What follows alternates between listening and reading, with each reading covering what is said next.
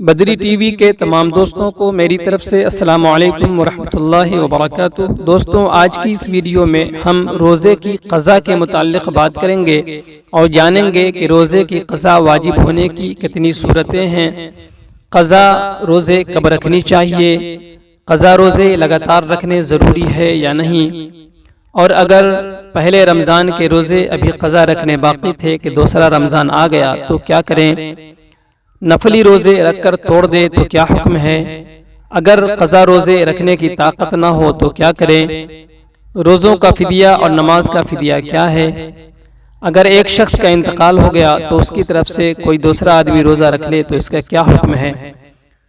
لیکن ویڈیو شروع کرنے سے پہلے آپ سے ایک مؤدبانہ درخواست ہے کہ ہمارے چینل کو سبسکرائب کریں اور بیل آئیکن کو دبا لیں تاکہ تمام ویڈیوز بر وقت آپ تک پہنچتی رہے، ساتھ ہی اپنے دوستوں اور جاننے والوں کو شیئر کریں تاکہ ان تک بھی دینی اور اسلامی معلومات پہنچ جائیں۔ تو آئیے ویڈیو کو شروع کرتے ہیں۔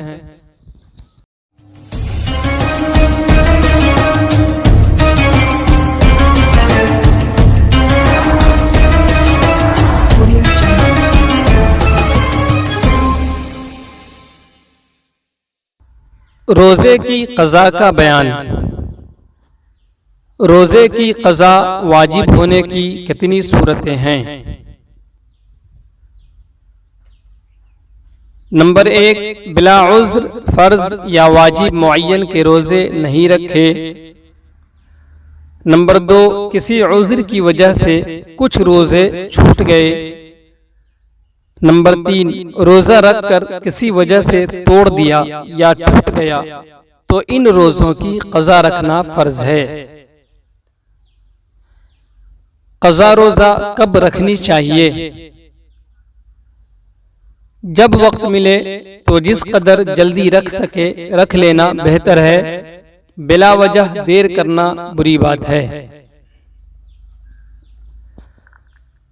قضا روزے لگاتار رکھنے ضروری ہیں یا نہیں؟ چاہے لگاتار رکھے چاہے درمیان میں فاصلہ کر کے، دونوں طرح جائز ہیں۔ اگر پہلے رمضان کے روزے ابھی قضا رکھنے باقی تھے کہ دوسرا رمضان آ گیا تو کیا کرے؟ اب اس رمضان کے روزے رکھے اور رمضان کے بعد پہلے روزوں کی قضا رکھے۔ نفلی روزہ رکھ کر توڑ دے تو کیا حکم ہے؟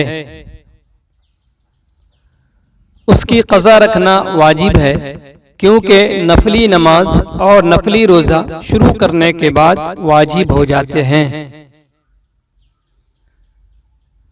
اگر قضا روزے رکھنے کی طاقت نہ ہو تو کیا کرے؟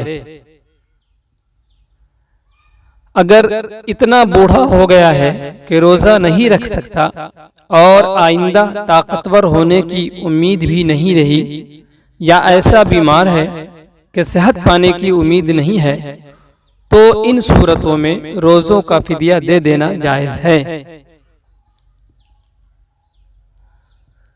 روزوں کا فدیہ کیا ہے؟ ہر روزے کے بدلے 1.25 سیر گیہوں یا 3.5 سیر جو یا ان میں سے کسی کی قیمت یا ان کی قیمت کے برابر کوئی اور غلہ، مثلا چاول، باجرہ، جوار وغیرہ۔